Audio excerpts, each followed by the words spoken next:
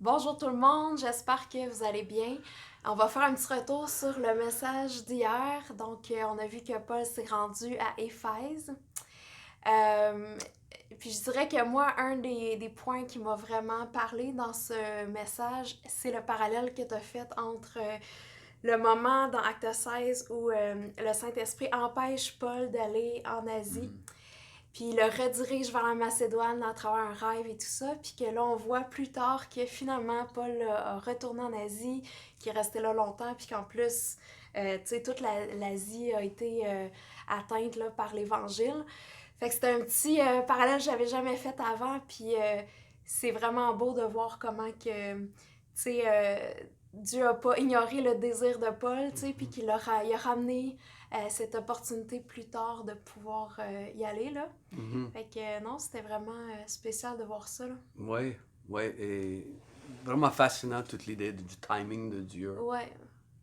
Certains moments dans notre vie, on pense que Dieu nous appelle vers quelque chose et Mm. c'est comme si ça n'aboutit pas, Ouais. ou il y a des empêchements de toutes sortes. Et voilà, Mm. plus tard, on voit que c'est venu de Dieu, un peu comme dans le partage, hier, tu parlais de Joseph. Ouais. Hein? Donc, tout, c'est très, très intéressant, tout ça. Une autre chose dans le passage qui ne paraît pas dans certaines versions, c'est la traduction du mot Rhodos, Mhm. qui parle de la voix. Et quand Paul commence à prêcher dans la synagogue pendant 3 mois à Éphèse, c'est écrit que il y a des gens qui ont endurci le cœur et ont commencé à publiquement décrier, critiquer, Mhm. discréditer euh, la voix. Mhm. Et c'est souvent traduit comme cette doctrine ou des choses comme ça.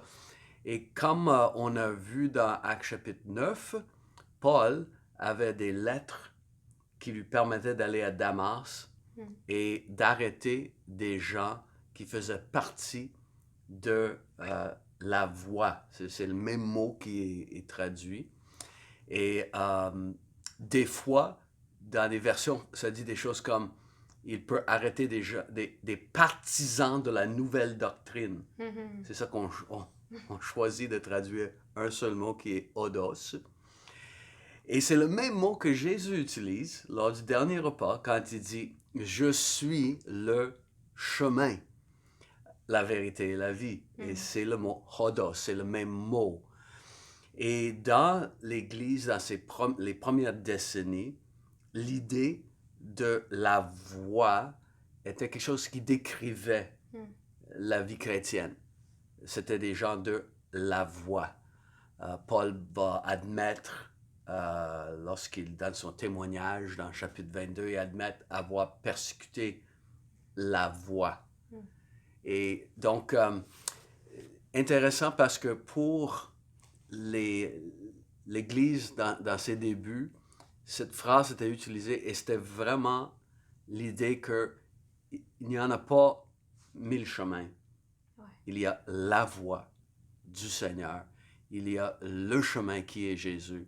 Et c'est le chemin qui nous amène dans le cœur du Père, qui nous amène dans l'éternité à cause de tout ce que Jésus a fait. Donc, on est les gens de la voie. V-O-I-E. Ouais. C'est ça. Et on publie ça avec notre V-O-I-X. X, ouais. Voilà. Donc, à la semaine prochaine, on va regarder des exorcistes.